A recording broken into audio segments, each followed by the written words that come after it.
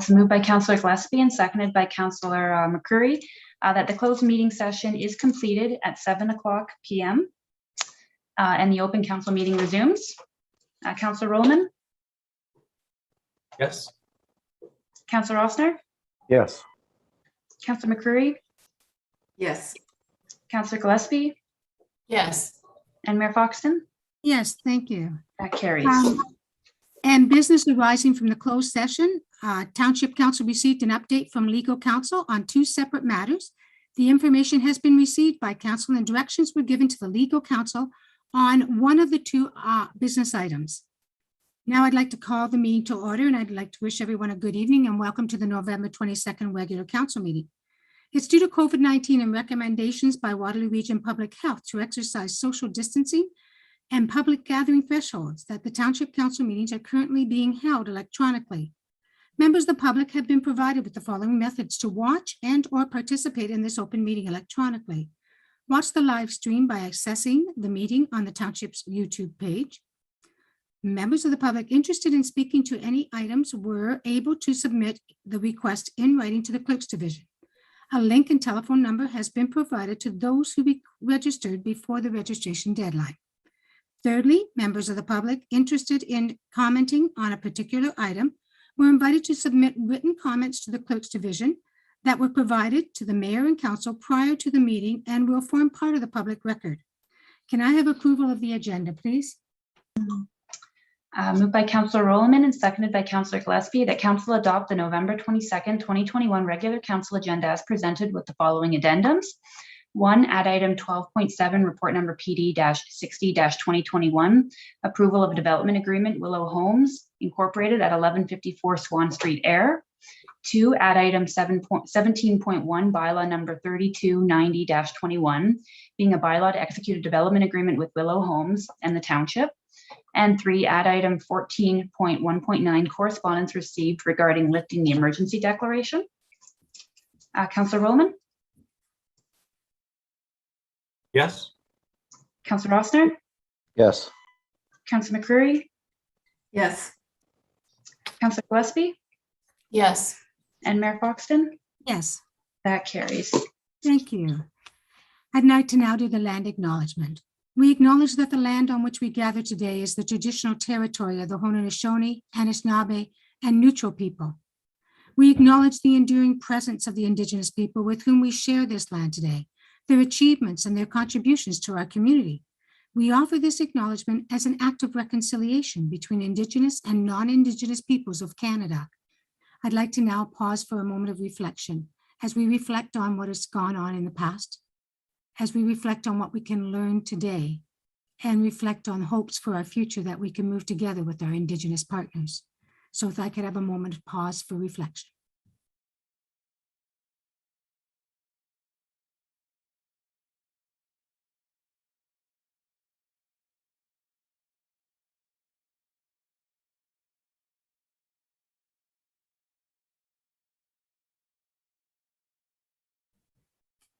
Thank you.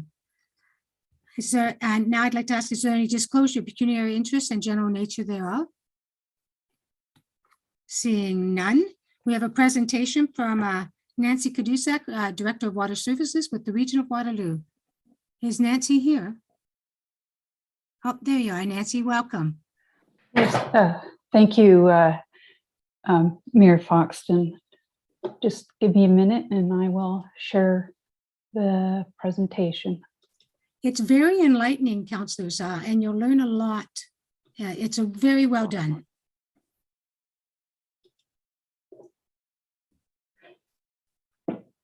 So this is the 2022 retail user rate budget presentation.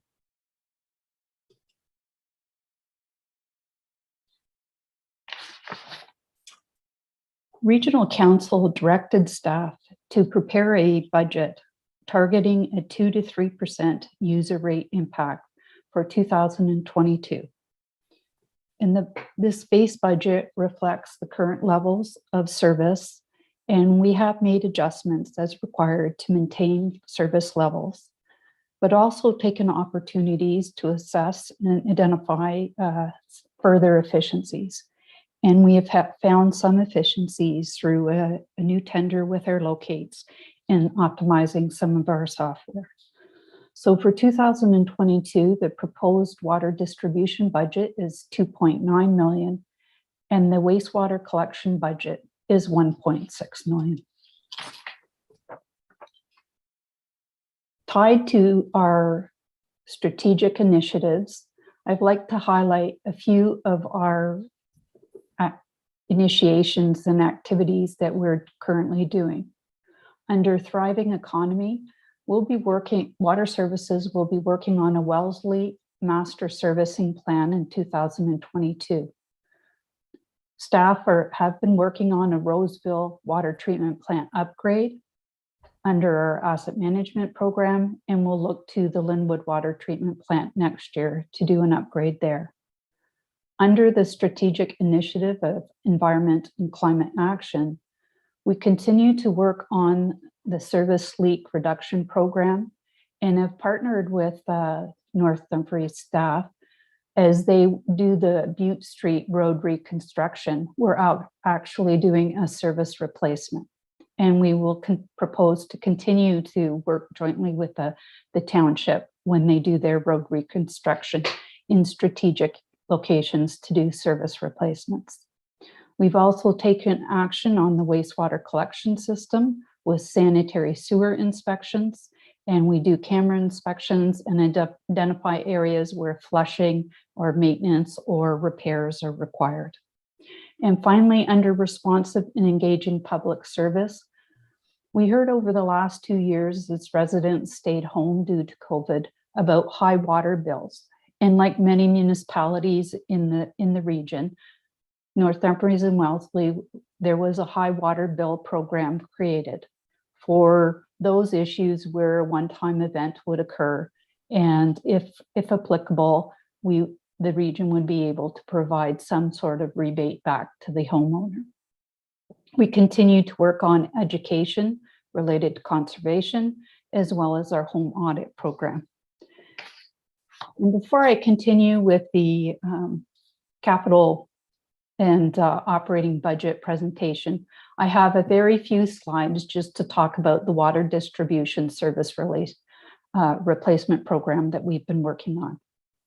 One of the key initiatives that we've been doing is we set up a district metering system. So we actually divided the distribution system into 4 quadrants. And with automated equipment, we can trend the flows in each of those areas and identify where changes occur and further investigation is needed. In addition to that, we did 2 separate studies in the key areas of Piper and Central area. And these studies identified some additional work that needed to be done and additional investigation. So today, we continue to look at the flow trends through our district metering program. And we've highlighted that over the last 3 years, there have been 55 service repairs completed. I'm not expecting that anyone do a big analysis of this, but this is the type of information that we get from our district metering. And as I said, we separated the system into 4 different areas. And so we can very quickly, it's online, real time, it gets downloaded, and we can see what's happening in the system. And we can look at it and analyze what's going on. So we have a team who do look at this routinely, as well as we have a team of our engineering, operating, and capital improvement staff who meet regularly to discuss what's happening in the distribution system. This slide is a bit of an update from the slide I showed last year, but it highlights some of the areas over the last period of time where repairs have been done to the system. And as I outlined, in the last 3 years, we've done over 55 service leak repairs. And this little add-on picture just shows you one of the repairs that was completed. So in moving forward with our program, we will continue to meet and continue to trend. That is an online tool that we have in place. We'll continue to work with the local municipality with your road reconstruction in the areas of the Central and Piper area to do service replacements, as well as a program that we have that we're looking at piloting new technology that actually works from the hydrants and allows us to monitor flow and pressure changes. And with that, I'll step back into the presentation for the budget. The proposed operating budget for water distribution is 2.9 million. The 10-year capital program is 2.5 million. And the activities are broken down between leak detection, distribution and remedial work, meter replacement, and fleet replacement. This pie chart really just highlights where the expenditures occur, the largest expenditure being the wholesale purchase of water at 1.2, and the capital financing, which is at 0.8 million. On the wastewater collection side, the operating budget is 1.6 million, with the 10-year capital program at 2.1 million. The program looks at both replacement and upgrades, as well as collection studies. Again, the pie chart breaks down for the wholesale wastewater purchase, the largest portion at 1.1 million, and the capital financing is the second largest at 0.3 million.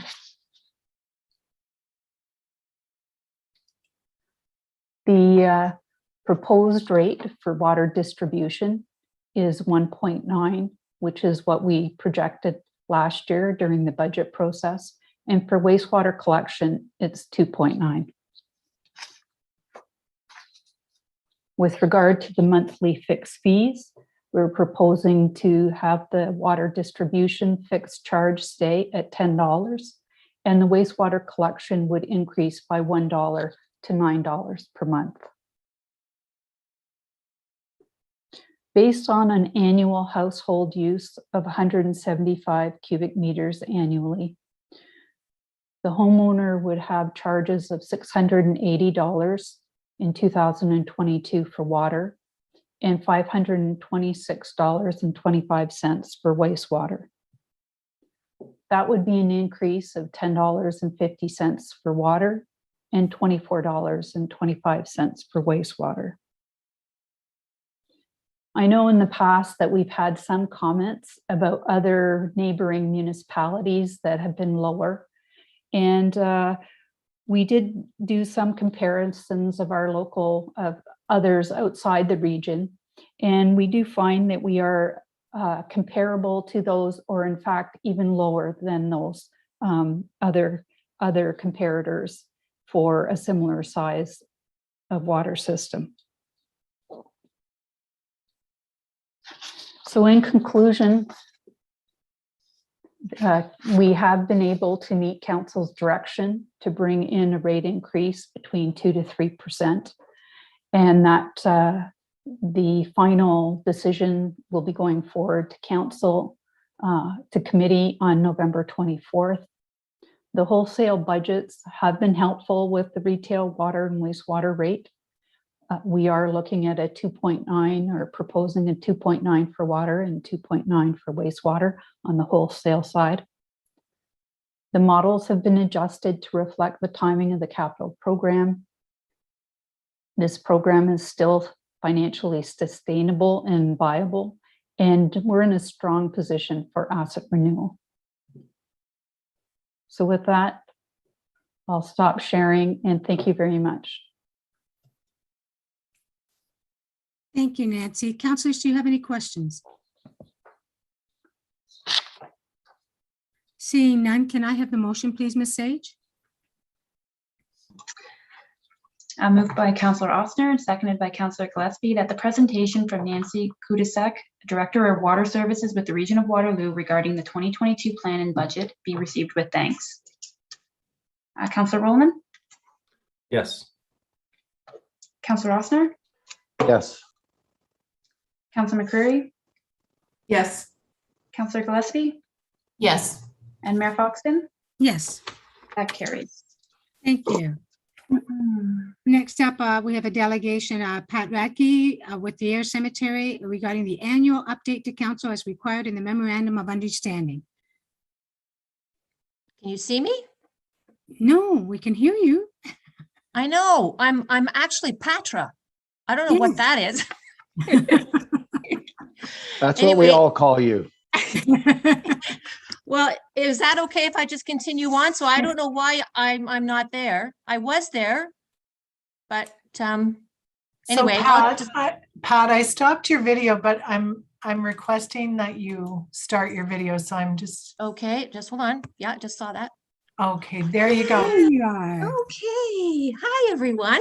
Hi, Been a Patra. long time. All right. Well, good evening. Good evening. I'm Pat Radke, the president of the Air Cemetery Company. I'm here today to update you on our past year at the Air Cemetery. I am very fortunate as president to have such a great team of directors who volunteer their time and their expertise to ensure our cemetery continues to flourish as it has since 1877. I also want to mention the fine work of our caretakers, Allison and Bill Little. They do a great job. In your agenda package, you should have received a little clip of our year financially. I hope you did. It has been a busy year since COVID-19 restrictions have lifted a bit. And as you see in the report, we have had a significant increase in sales, interments, and donations. There have been 29 interments, burials. To date, there were only 17 in 2020. Our annual decoration day in September was another successful event, and we could have it outside, which was nice. And it's always a wonderful gathering for the community. And I just want to say that the Air Paris Band or the Hot Air Band are there every year, and they donate their time and their music to that event, and that's awesome. I know they're next, so I just wanted to plug it in there. Anyway, so because of our successful year in the finance area, we were able this year to begin restoring our chapel. We had a water leak this fall, and we have now been able to repair it. We are also in the process of installing electric heat in the chapel, as there has not been heat in the chapel for some time now. And because of that, we're causing some structural damage. I am presently creating a website to allow the community to research the cemetery more easily. It will include our history, our fee schedule, our bylaws and regulations, and how to donate, of course. Andrew, I have a question for you. I'm curious as to when we may in the future add a digital map of graves to our website. I know that was part of the discussion in our memorandum. Do you have any idea what that's still a possibility? So we have a new hire in the planning division, and it's one of the items on her to-do list. And she has actually been introduced to the cemetery and has had an opportunity to visit the site. So spatially, she has an idea, and now graphically, she'll be working on that assignment. Oh, great news. I'm glad I asked. That's great. Good. All right. I also want to inform you that 18 older monuments and foundations were repaired this year and restored according to our agreement, costing up to $5,000. We've done that again. And the board meets, as some of you already know, we meet quarterly. We have monthly financial statements and continue to improve in all areas. It is with your partnership and our stewardship, we can continue successfully. Thank you so much. Any questions at all? Counselors, any questions? Seeing none, well done, Ms. Radke. Can I have the motion, please? So moved by Counselor McCreary and seconded by Counselor Rowland that the delegation from Pat Radke with the Air Cemetery regarding an annual update to council be received with thanks. Counselor Rowland, Yes. Counselor Rossner, Yes. Counselor McCreary, Yes. Counselor Gillespie, Yes. and Mayor Foxton. Yes, thank you. Thank you, Ms. Radke. You have a wonderful evening. And I believe we have Donna Ward coming up next with the Air Paris Band regarding the annual update to council as required by the Memorandum of Understanding.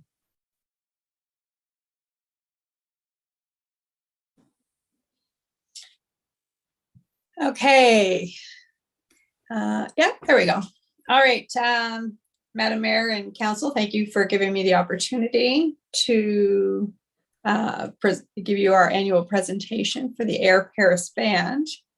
As you know, during the lockdown, we have not been able to do any paid performances, parades, etc. But we have continued to practice as soon as we were able to get into the community center. We've been able to practice. We've had 40 consistent, fully vaccinated members, and we practice weekly, continuing to use our barriers and following all of the protocols. We have been able to provide some free jobs during this last year. In September, we did a very socially distanced concert in the park. And as Pat mentioned, we had a smaller contingency at the Air Cemetery Decoration Day. We were fortunate to be able to entertain the crowd and TV audiences wearing our Buddy Miracle shirts at the hometown hockey event, and got some prime coverage on television. We have provided trumpet players for the Air Remembrance Day service downtown, as well as the Centennial Game that fell on November the 11th. And this next Saturday, we will be playing for the drive-through Santa Claus Parade in the park. We have been able to share our space with the theater group, moving our equipment in and out, and we were heard great things about their production as well. Thank you. Any questions for Donna? Seeing none, can I have a motion, please, Ms. Sage? So moved by Council McCreary and seconded by Council Roman that the delegation from Donna Ward with the Air Paris Band regarding an annual update to council be received with thanks.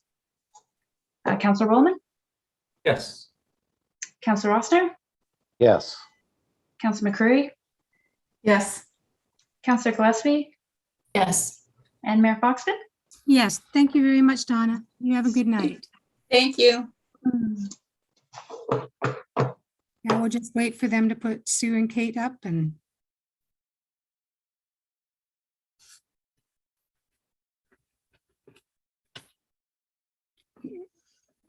Sue Lockett and Kate Cressman with the Cambridge Memorial Hospital Foundation requesting funding during the 2022 budget.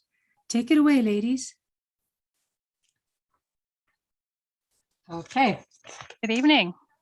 Good evening. all right. Good evening, Mayor Foxton, councilors and staff. I think you all know me, even though you don't see my face right now. That's a township resident and presently the chair of the Cambridge Memorial Hospital Foundation Board. A few of my board colleagues are listening to us this evening to show their support for this cause. Tonight, I'm joined with Sue Lockett, our Director of Development. Thank you for welcoming us back to council with the formal request after our update last May. So let's get started. This photo is Dr. Glenn Martin. The reason I say Glenn is because we have two Dr. Glenn Martins at Cambridge Memorial. So this is Dr. Glenn Martin with his patient, John. Dr. Martin is responsible for many of the new hips and knees, keeping our North Dumfries residents mobile. Mayor and members of council, the gift from North Dumfries Township to the We Care CMH campaign placed life-saving equipment in the hands of our physicians and staff. It helped us to complete our capital campaign to equip our new wing.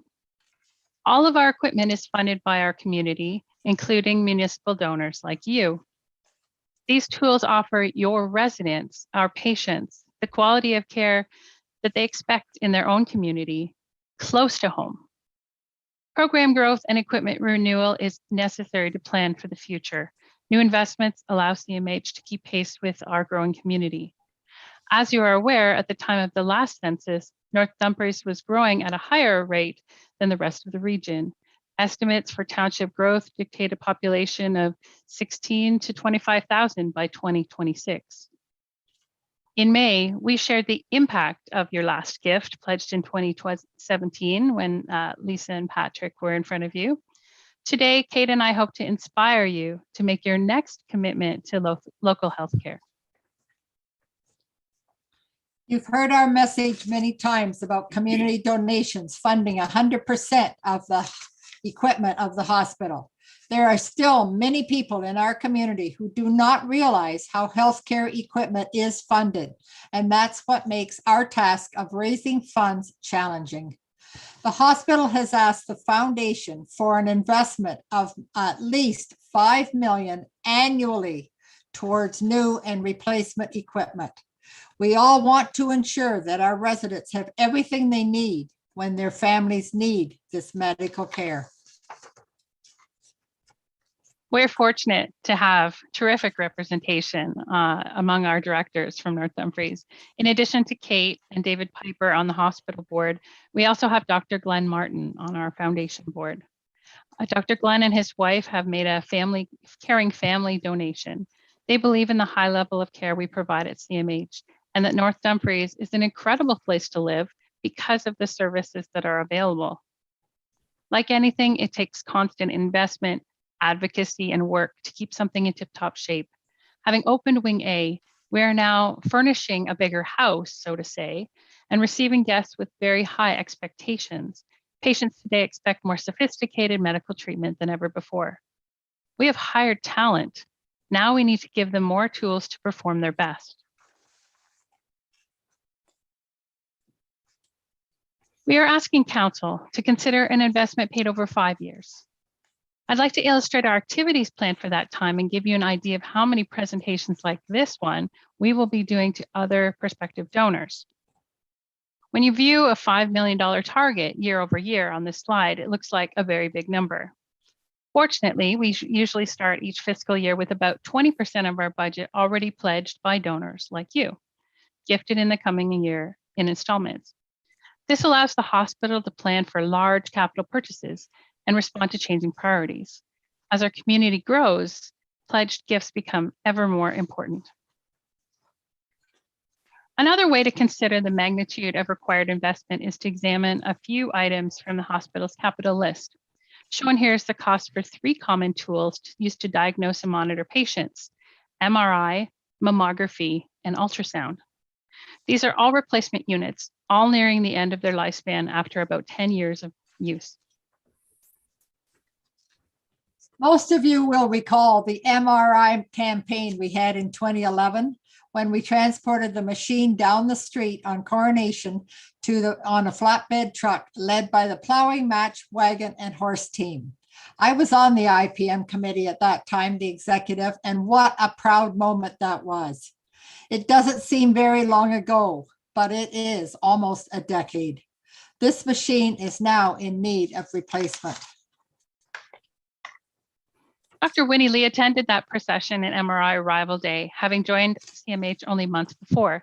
She's recruited a skilled team of radiologists to ensure that this equipment provides the maximum benefit to local patients. In this quote, she speaks about having the right test for the right reason at the right time and how that impacts patient outcomes. Timing is everything, especially in disease diagnosis. Dr. Lee and her colleagues developed treatment plans based on the information learned from MRI, ultrasound, and mammography.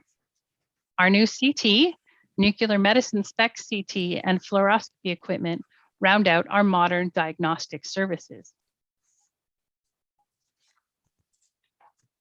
A few details about these capital items I have highlighted. The current MRI at CMH was installed 9 years ago and has delivered over 70,000 patient scans. There's more information in your package. The mammography equipment is necessary to maintain our status as an Ontario breast screening program site, a vital resource for North Dumfries residents. And the ultrasounds. CMH currently has 6 machines together performing for 50 to 70 patients a day. To keep up with technology, we replaced most of our fleet in 2019, but the 6th machine is now up for replacement. We've added a 7th machine to our capital list to support our new liver clinic and breast health clinic.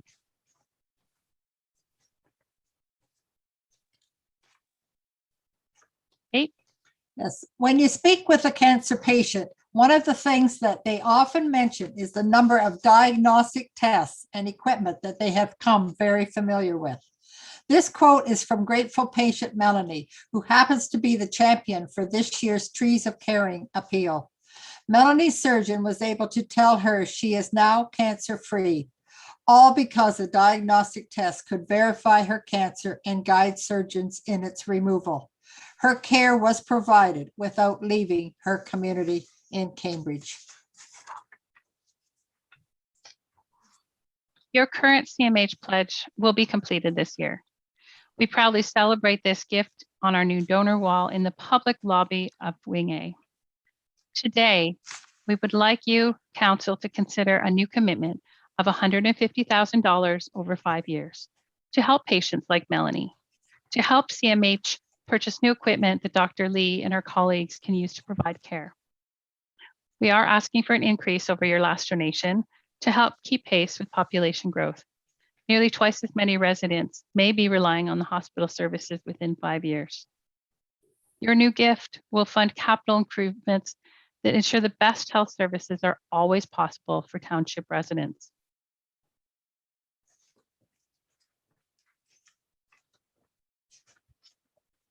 One final note before we wrap up. The slide on the left here is Dr. Safaraz, hepatologist with patient Randy. Some of you might have seen this in the local CTV reporting. Randy's having a treatment as an outpatient that's new to CMH. The second photo here is Dr. Nguyen at the opening of the CMH Regional Liver Clinic in October. This is Randy accessing the clinic. New liver services mean that patients from North Dumfries no longer need to make a long commute to receive specialized treatment prior to or post-transplant care, as well as for a number of more common liver concerns. This really is a huge win for our community. The hospital was able to leverage the donor investment from the Hallman Foundation to help establish this liver care program. So every gift does make a difference. Donor investments can be a catalyst for bringing essential services closer to home or ensuring that they remain close by for township residents. Thank you so much for your attention tonight and your commitment to the health of your residents. It is our hope that you will continue to make a tremendous difference by continuing your support. Specifically, we hope you will consider a new pledge to CMH over 5 years to assist us with diagnostic equipment. Together, we make this possible. And my personal motto is always, it's just the right thing to do. Thank you so much, everyone. Thank you for your attention. Thank you, Kate. And I'd be happy to answer any questions you might have. Can we have the screen sharing taken down, please? Yeah. Thank you very much. Well done, ladies, and we appreciate all of you and all the work you do. Councilors, is there any questions? Seeing none, can I have the motion, please, Ms. Sage?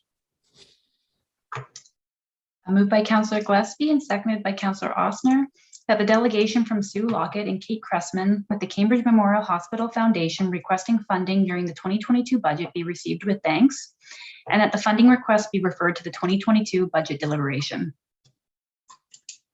Councillor Williman? Yes. Councillor Osner? Yes. Councillor McCurry? Yes. Councillor Gillespie? Yes. And Mayor Foxton? Yes, That carries. thank you. And next we have Bob Thank you. Cooper from the Air North Dumfries Lion Club regarding the annual update to council as regards to the memo of understanding with the township.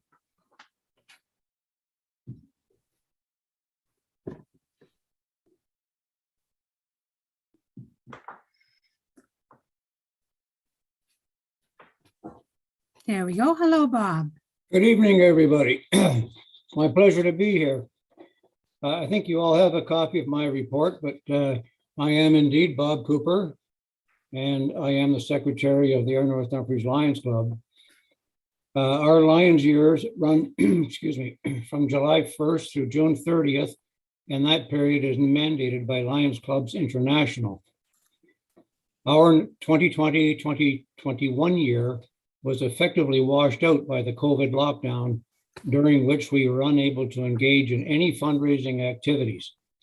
However, with the partnership of council and township staff, we were able to conduct 2 successful food bank drop-off events in August and November. We performed 2 Santa Claus parades on November 21st last year, where we drove Santa through the outlying parts of the township, and I never realized the township was so huge. And on November 28th, we drove Santa through almost all of the streets in the village of Ayr. Both of these events were very well received. And we held several Lions Club Zoom meetings, as by that time we were effectively shut down. Our 2021-2022 Lions year has been a bit more eventful. In addition to a couple of club Zoom meetings, we held 2 events. An e-waste and food bank drop-off event on August 30th, which effectively removed 1,803 pounds of electronic waste from circulation, and we gathered 198 pounds of food and $65 in cash for the food bank.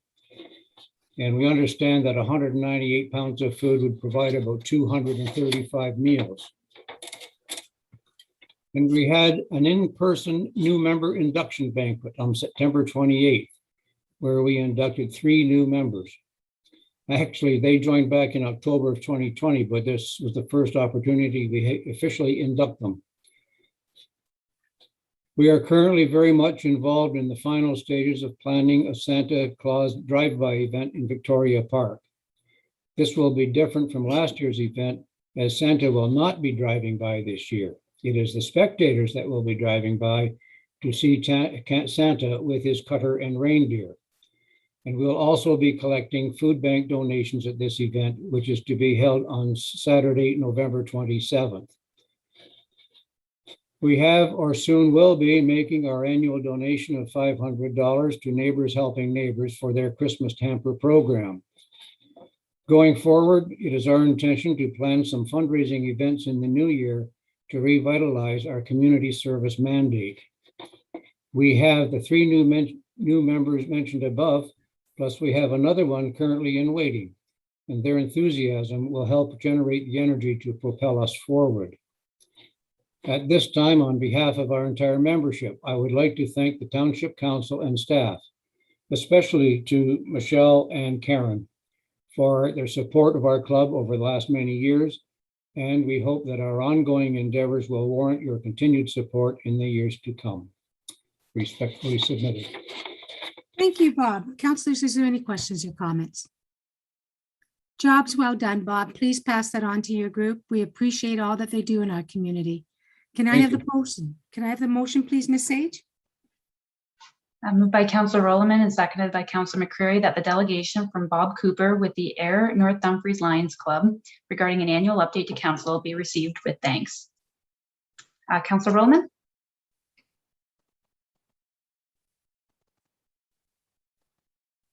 Come back to Ms. Sage. She's trying to get on. We'll see. Councillor Rossner?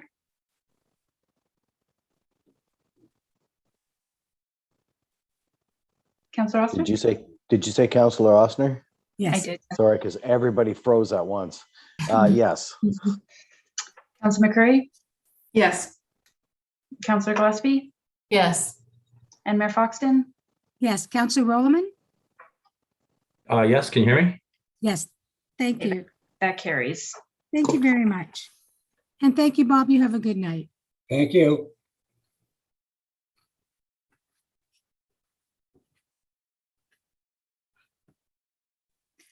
Next, we have the Committee of the Whole reports.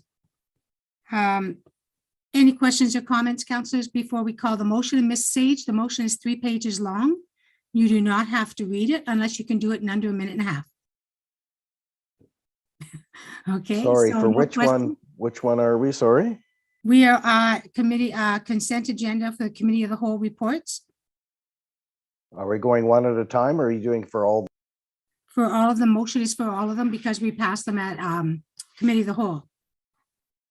Was there something you wanted to discuss in there, Councillor Rossner? That's 3 pages long. The only thing I had a question about was the report CLK 26, 2021, 2022 municipal election update next steps. Isn't that further on in the agenda, Ms. Sage? That's further Yes. on in the agenda. That's not this. So this is reports 11.1. Hey, sorry, I just was confused when you said it was 3 pages. So I'll wait till after the minutes. Thank you. Okay, because this is just the motion and it's 3 pages long, the motion. Go ahead, Ms. Sage. It's moved by Councillor McCreary and seconded by Councillor Ossner that council adopt the following recommendations as listed in 11.1.1 A through F on the agenda as presented by Committee of the Whole dated November 8th, 2021. Those items being report number FIN-29-2021, 2022 Bank Signing Authority, and that's as presented. Report number PD-20-2021, proposed expansion to the dance pit, as presented. Report number CLK-2022-2021, access and privacy policy, as presented. Report number CLK-23-2021, resolution requesting the provincial government release the regional governance review report, as presented. Report CAO-37-2021, consideration to rescind the emergency declaration COVID-19 pandemic, as presented. Report number CAO-38-2021, renewal of agreement, fire services, City of Cambridge and Township of North Dumfries, and that's as presented. Councillor Rollman? Yes. Councillor Ossner? Yes. Councillor McCreary? Yes. Councillor Gillespie? Yes. And Mayor Foxton? Yes, thank you. Next up, we have is the council to approve the following minutes of the Committee of the Whole, October 12th, regular council minutes of October 25th, and the Committee of the Whole, November 8th. So moved by Councillor Ossner, seconded by Councillor Gillespie, that council approve the following minutes. Committee of the Whole minutes dated October 12th, 2021, regular council meeting minutes dated October 25th, 2021, and Committee of the Whole meeting minutes dated November 8th, 2021. Councillor Rollman? Yes. Councillor Ossner? Yes. Councillor McCreary? Yes. Councillor Gillespie? Yes. And Mayor Foxton? Yes, thank you. That carries. Next is the items for discussion. Do we want to pull each one or do you? The first one is correspondence from Mark Johnson regarding the entrance to the arenas. Oh, Councillor Rossner, go ahead.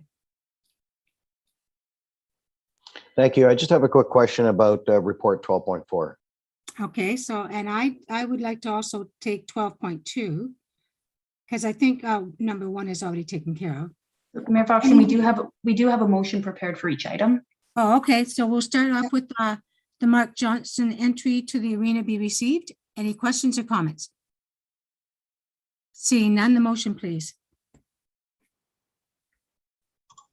So moved by Councillor Rolleman and seconded by Councillor Gillespie that the correspondence received from Mark Johnson regarding entry to the arena be received.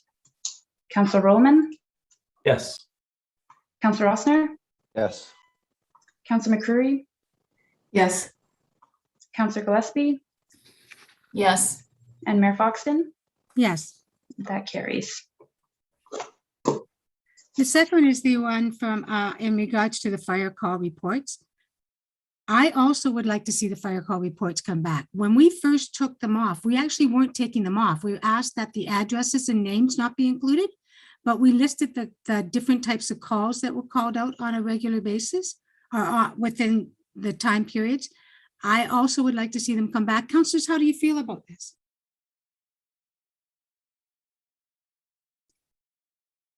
Councillor Ossner.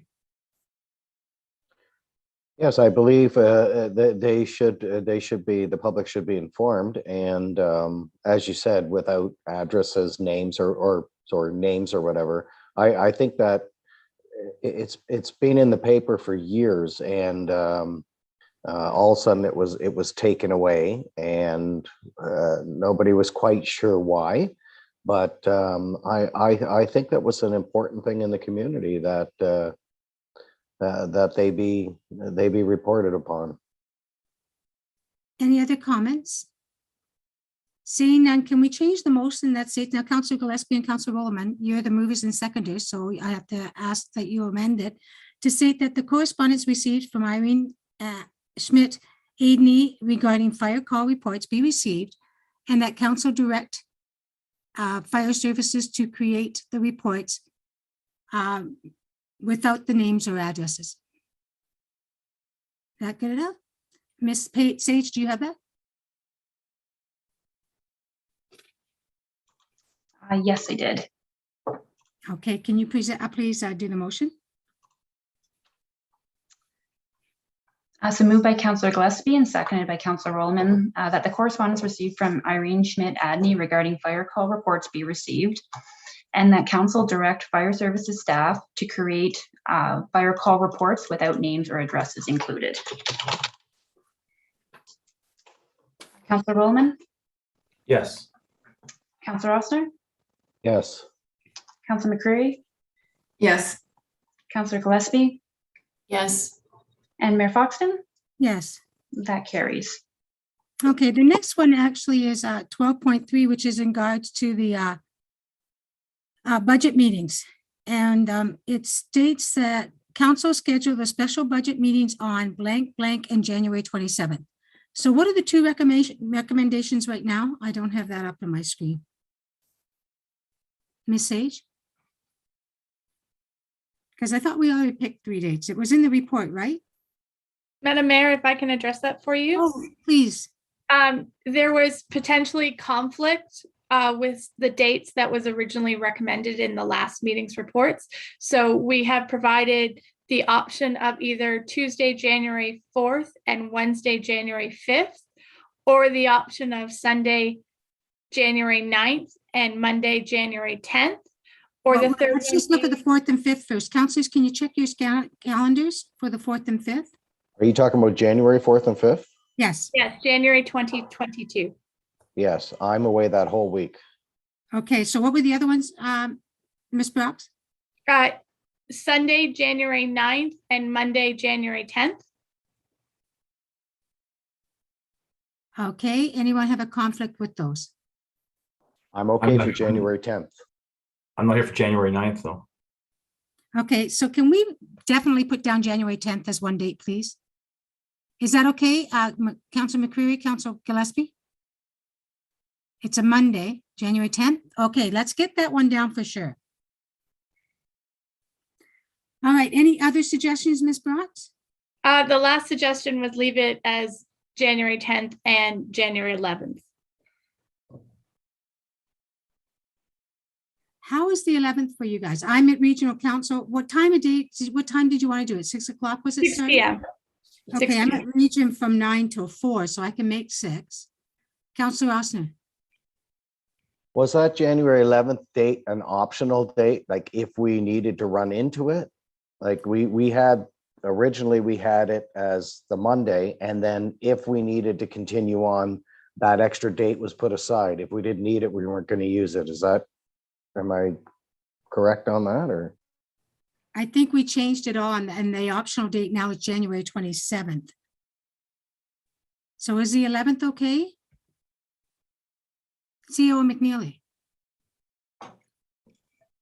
Thank you, Madam Mayor. Councillor Ossner is correct. We were using the first date to do the walkthrough of the budget, to hit on key highlights and basically identify any comments or concerns that council had with the draft budget, where items may require further analysis or further information, which will then be presented at the end of January as a follow-up to whatever issues were raised. The second meeting date was if for some reason, just by the length of the meeting, we were not able to deal with all relevant items on the first evening, it would spill on to night number 2. Okay, understood. So do we want to book January 11th as a overflow?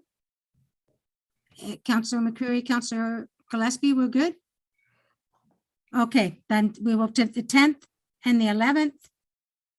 And we will have the 27th as the basically roundup. And let's get those council invites as soon as possible so we don't put something else in there, ladies and gentlemen.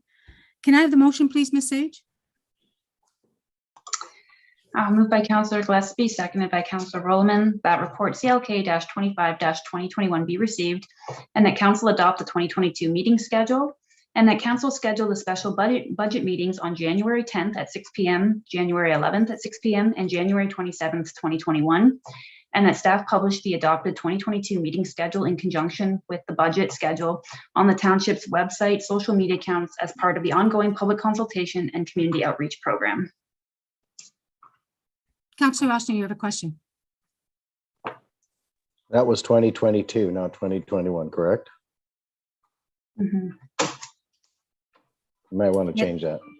It does say 2022, so she just said 2021 in error. Yes, sorry, I will make that correction. Yes, 2022. Because it does say in the motion 2022. But, Yes, I can make that no, the 2027, you're right. It does need to be changed to 2022. My apologies. Okay, so the motion, please. The vote. Councillor Roman, Yes. Councillor Ossner, Yes. Councillor McCreary, Yes. Councillor Gillespie, Yes. and Mayor Foxton. Yes, That carries. thank you. Next one is council meeting schedule. Is there any problems, councillors, that you can see at this time? We're on to the the 2022 municipal elections update and next steps report. Okay. I had the council meeting schedule for 12/3 on the agenda. Oh, is that all in one? Okay, let's carry on then. If you think, okay, so we're at the election one. That's Councillor Rossner. You had a question? Yes, thank you, Madam Mayor. So my question was in regards to Ward 1. When we talked about the, one of the issues we talked about doing a hybrid system was to allow some of the elderly and some of the people that might not drive, et cetera, accessibility to get to the paper tabulations. And because some of the older people may not be savvy with the internet, et cetera. They might not even have computers. So that was kind of one of the reasons why we did that. So my whole question was why we're putting everything up at the NDCC, because that doesn't make it any easier accessible for them. And I wondered why we didn't have a location like the Air Library or the ACC, somewhere they could, somewhere the downtown residents could walk to, and some of the elderly could just walk to rather than needing to get a ride if they don't drive up to the NDCC. That was question number one. And the second question, and I guess Councillor Gillespie can tell if that is suitable for her ward. They have it out at Cambridge Golf Club, and I wondered why we didn't have, like at the Clydes Women Institute or something like that, as a location again, without having to drive to Cambridge Golf and Country Club. I just thought I'd bring that up, but if Councillor Gillespie is good with it, then I obviously have no issue with it. I just wondered why we weren't being a little bit more accessible in our locations. Councillor Gillespie, do you have any comments in regards to the country club, Cambridge Country Club? Well, I think it's there because the Clyde and Scots, they don't consider it as accessible because of the steps. Is that the reason why? So, yeah, I guess it's fine. I think it's going to be a long way from branching people to drive. But anyway, that's, I think we should be doing it all internet and mail. I don't think we should have paper ballots, but that's beside the point. Yeah, that's another question. So I Councillor, guess the issue is straight for. you unmuted yourself. What did you say, Councillor Austin? Sorry, I just killed a bug that landed down in front of me. No, I guess the issue is just my concern for the downtown residents and some of the elderly, like Kirkwood, et cetera, to make it a little bit more accessible for them. And I totally understand that. Is there any way, CEO McNeely or Ashley, that there's several options? We could ask Kirkwood if we can use their lounge area and to allow people to come into the lounge. That would have internet and everything else. The library, we'd have to worry about people coming and going. We'd have to find an area in the library that we could utilize on its own. Can we leave that in your capable hands to do some research on those? Are you hard and fast on the NDCC? What comments? I was going to say that what's outlined in the staff report, I mean, it's not set in stone, but that was kind of the proposed go forward of what we're looking at this time. It's based on availability for the dates. We've looked at internet, like the availability of internet at the polling locations. Accessibility is, of course, a concern as well. So we're looking at a bunch of different factors when we look at the different locations, geographical location across the township. So there's a lot of different factors that we are looking at. But it is something like at this time, this is kind of what we're looking at going ahead with. But of course, nothing is set in stone at this time. Councillor Osner. I get it. However, I think the most important aspect of it has been overlooked. I mean, it's accessibility and bringing the paper ballots to the most demographic that would probably use it. And again, I can't see anybody that is accessible that wouldn't do it online versus drive to the NDCC. And I would think being down in more of a localized population when it comes to Ward 1, for example, I still think that we should have one. We always had one at the ACC. So I'm just trying to get something possible for the downtown and the like Kirkwood residents and the local, the population that likes to do it, the whole reason of doing the hybrid system. Councillor Rollerman. Oh, he froze. Let's see if he can get back up.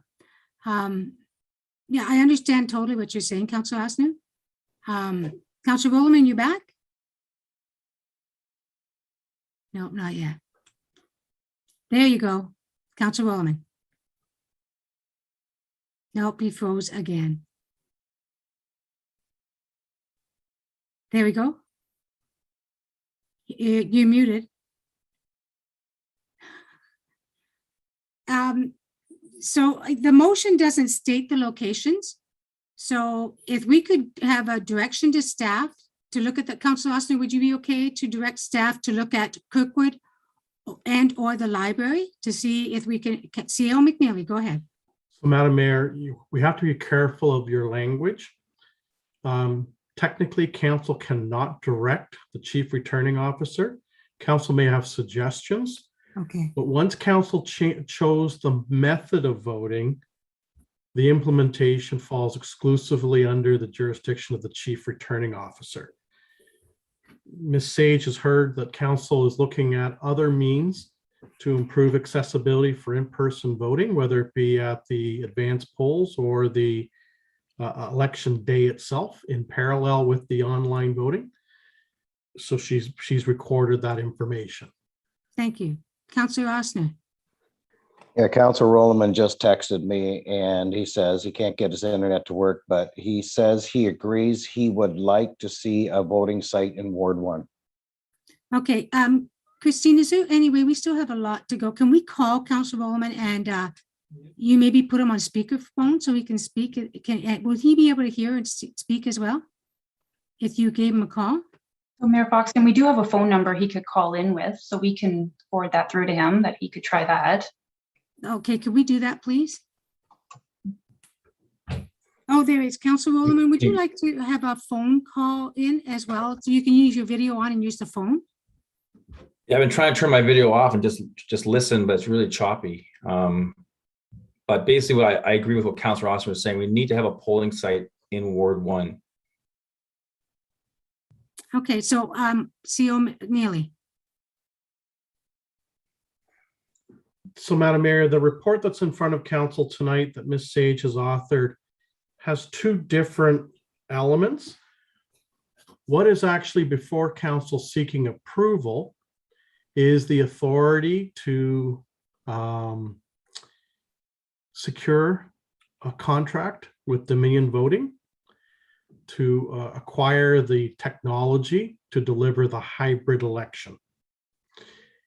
That is what's before council seeking approval. Correct. In Ms. Sage's report, because council earlier in the year identified the desire for hybrid voting between internet and in person, she has started the process of liaising with different venues to secure the dates for both advanced polls as well as in-person voting on election day, and the appropriate protocols to allow for simultaneous voting between online and in person.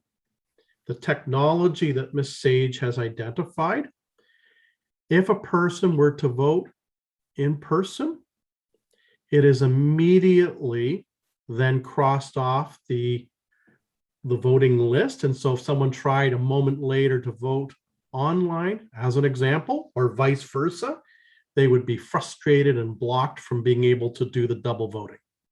Okay, so she has interviewed a series of firms, satisfied that the appropriate technology can be deployed to deliver upon council's request for a hybrid municipal election. So that's really what the second part of the report was about. Okay. Yes, and that's what the motion states, but the report did declare there's certain locations. And so we are suggesting that she explore other locations. Correct. And Ms. Sage has that information. Perfect. Okay, so can we go through the motion then, Ms. Sage? And maybe we can get Councilor Williman to call in or see if he has headphones and see if that would help. So Ms. Sage, please. Certainly. So moved by Councillor Gillespie and seconded by Councillor Rolliman that report CLK-26-2021 be received, and that council provide pre-budget approval in the amount of $46,915 to execute an agreement with Dominion Voting to provide internet and paper ballots with tabulators for the 2022 municipal election, and that the mayor and clerk be authorized to execute the agreement and any documents with Dominion Voting to facilitate the delivery of the 2022 municipal election. Councillor Rolliman? Yes. Councillor Ossner? Yes. Councillor McCreary? Yes. Councillor Gillespie? Yes. And Mayor Foxton? Yes, That carries. thank you. And next we have the Nithvale Bridge inspection. Any questions? Seeing none, can I have the motion, please, Ms. Sage? Moved by Councillor Gillespie and seconded by Councillor McCreary that PW report number 20-2021 be received, and that council approve the award of contract ND-RFP-42-2021 for the Nithvale Bridge inspection in the amount of $99,819 plus HST to Joel Engineering Incorporated, and that the treasurer be authorized to fund the Nithvale Bridge inspection from the infrastructure reserve account with an upset amount of $101,575.81 after accounting for net HST recovery, and that the mayor and clerk be authorized to execute any necessary documents to facilitate the completion of this award. Councillor Rolliman? Yes. Councillor Ossner? Yes. Councillor McCreary? Yes. Councillor Gillespie? Yes. And Mayor Foxton? Yes, That carries. thank you. Next, we have 12.6, which is the request for proposal award, legal and topographical survey services. Any questions or comments? Seeing none, can I have the motion, please? Moved by Councillor Gillespie and seconded by Councillor Rolliman that PW report number 21-2021 be received, and that council approve the award of contract ND-RFP-41-2021 for the legal and topographical survey services to J.H. Gelblum Surveying Limited, and that the mayor and clerk be authorized to execute any necessary documents to facilitate the completion of this award. Councillor Roman? He's frozen again. Go ahead, Councillor Austin. Councillor Rossner? Yes. Councillor McCreary? Yes. Councillor Gillespie? Yes. And Mayor Foxton? Well, Councillor Roman? Councillor Roman? Yes. Thank you. And I also am yes. Yes. As soon as he comes back on, Ms. Sage, if we can go back to him to get the vote in case he loses it again while you're getting others to vote. So as soon as we see him come back on. And he's frozen again. All right. Next is report number PD 60 2021, approval of a development agreement with Willow Homes, Inc. at 1154 Swan Street, Air. Any questions? Seeing none, can I have the motion, please? Moved by Councillor Rossner and seconded by Councillor Roman that PD report number 60-2021 be received, and that the mayor and clerk be authorized to execute a development agreement between the Township of North Dumfries and Willow Homes Incorporated to satisfy conditions imposed on the provisional approval of consent file number B-09-20, B-10-20, B-11-20, B-12-20 for 1154 Swan Street, subject to any minor revisions as required by the Chief Administrative Officer or Township Engineer, and that bylaw number 3290-21 being a bylaw to execute a development agreement between Willow Homes and the Township be enacted. I think we've lost Councillor Roman. Councillor Rossner? Yes. Councillor McCreary? Yes. Councillor Gillespie? Yes. And Mayor Foxton? Yes, That carries.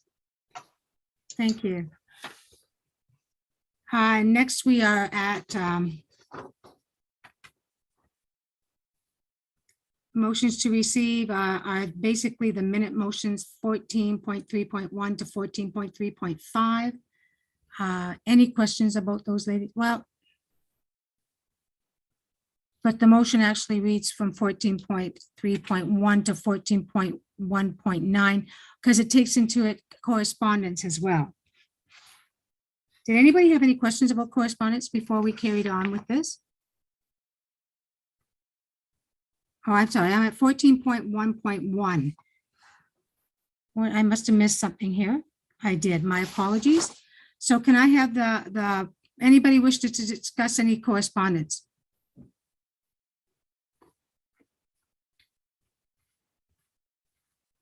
Seeing no comments on them, can I have the motion, please? You do not have to read it in its entirety, Ms. Sage. As moved by Councillor Gillespie, seconded by Councillor Roman, that council received the following 14.1.1 through to 14.1.9 as presented. Councillor Rossner? Yes. Councillor McCreary? Yes. Councillor Gillespie? You're on mute, Pam. Yes. And Mayor Foxton? Yes. That carries. Thank you. My pages stuck together before. So now we are at the minutes for GRCA and GRAC. Correct? Yes. That's correct, yes. So moved by Councillor McCreary and seconded by Councillor Rolliman. If Councillor Rolliman's not in attendance, does someone else want to second that motion? I'll second it. Councillor Rossner, thank you. Seconded by Councillor Rossner, that council received for the purposes of information the following items: the Grand River Conservation Authority minutes dated September 24th, 2021, and the Grand River Accessibility Advisory Committee minutes dated September 23rd, 2021. Councillor Rossner? Yes. Councillor McCreary? Yes. Councillor Gillespie? Yes. And Mayor Foxton? Yes. That carries. Thank you. Councilors, is there any other business you'd like to discuss at this point?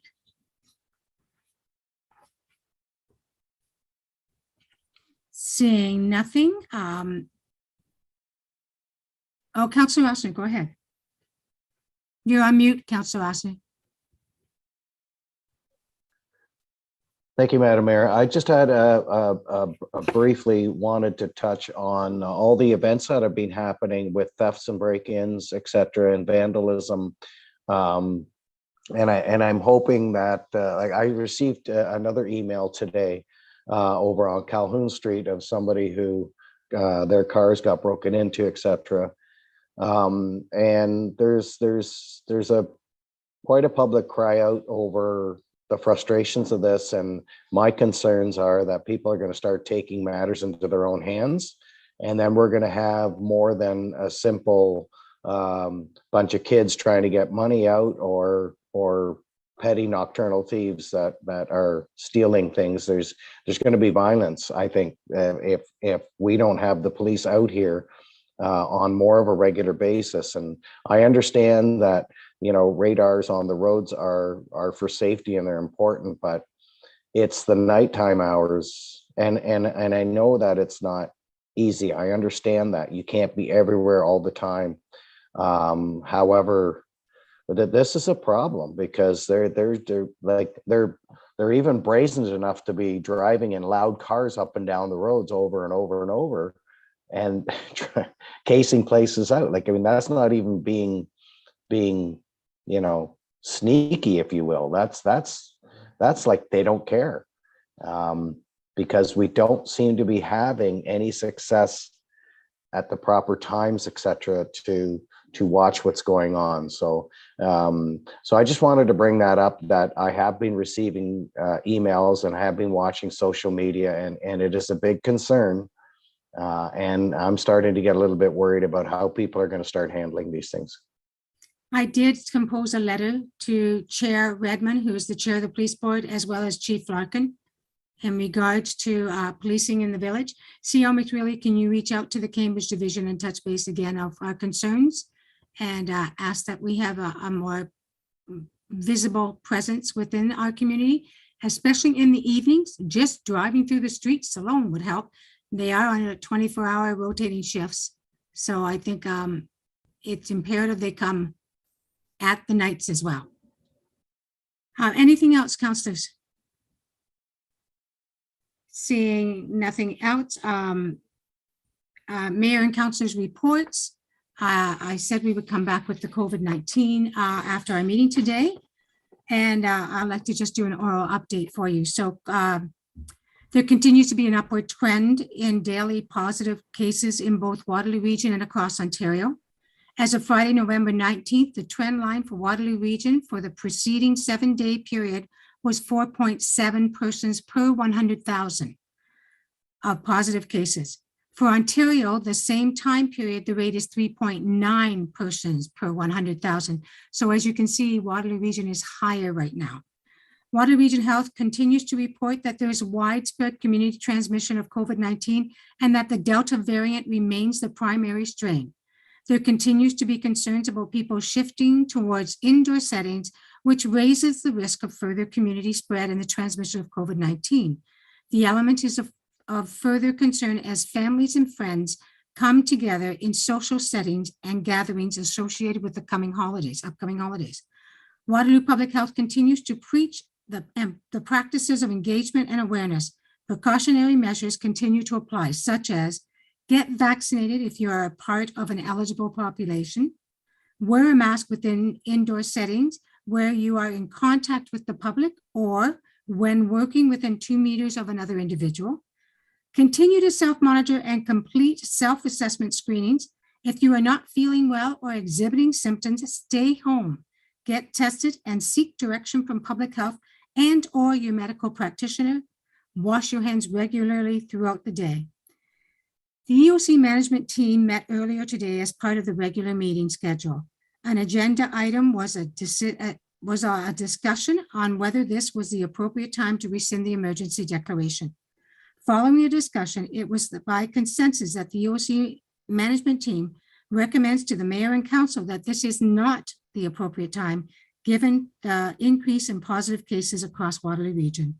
The EOC management team, as an agenda item, will consider the emergency declaration again at its meeting scheduled in January 10th, 2022. Vaccination clinics and immunizations for the children ages 5 to 11 will commence this week in Waterloo Region. For the next 2-week period, this will be the priority group and focus for immunization. Pediatric vaccinations will occur at the public health vaccination clinics at Pine Bush, the Boardwalk, and in Wellesley.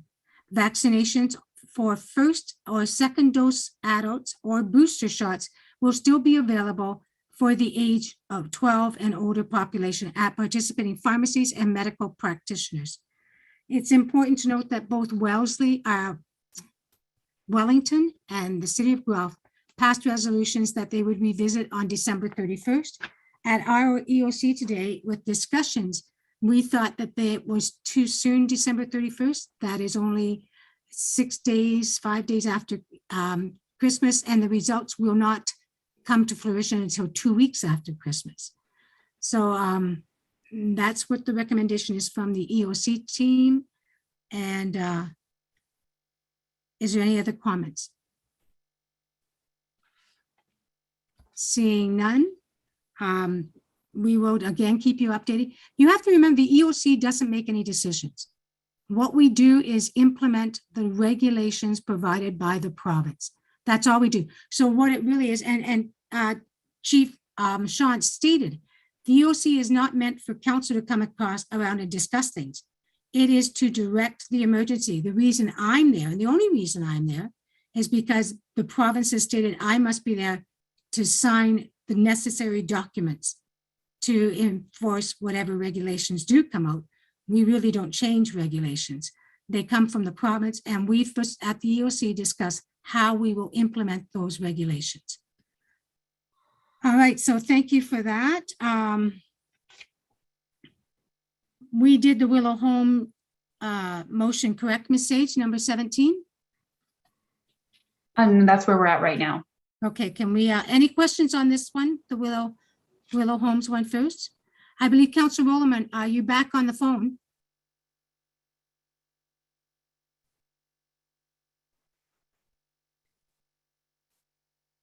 Councilor Rossner, do you have a question? Did we not already have the motion for Willow Homes? I believe there's 2, and this is the second one. Thank you. CEO McNeely? Madam Mayor, item 17, the bylaw, is a bylaw to authorize the execution of the development agreement. Councillor Rossner is correct. The staff report was adopted in earlier. This is the implementing bylaw. Thank you. I just want to clarify, Councilor Rollerman, can you hear us? You are muted.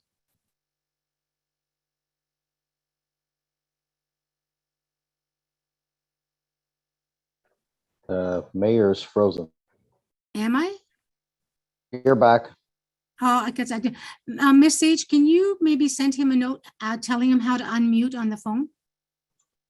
Yes, we'll reach out to him. Thank you. Can we have the motion, please?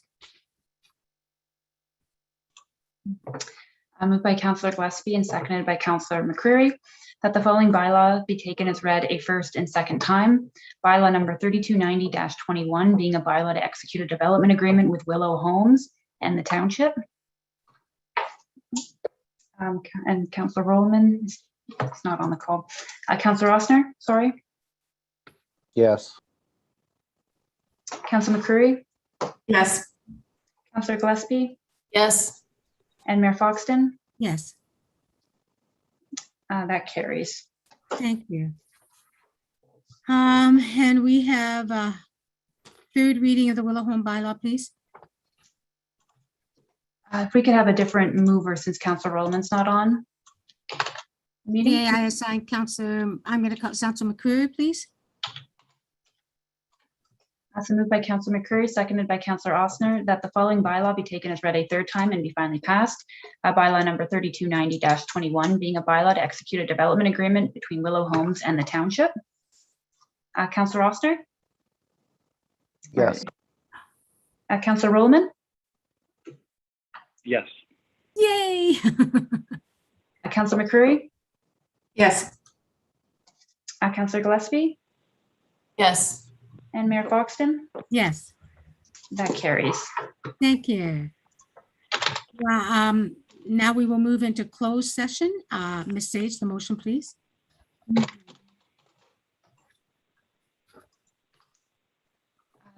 So moved by Councillor Rowland, seconded by Councillor Ossner, that council move into a closed session meeting at 8:20 p.m.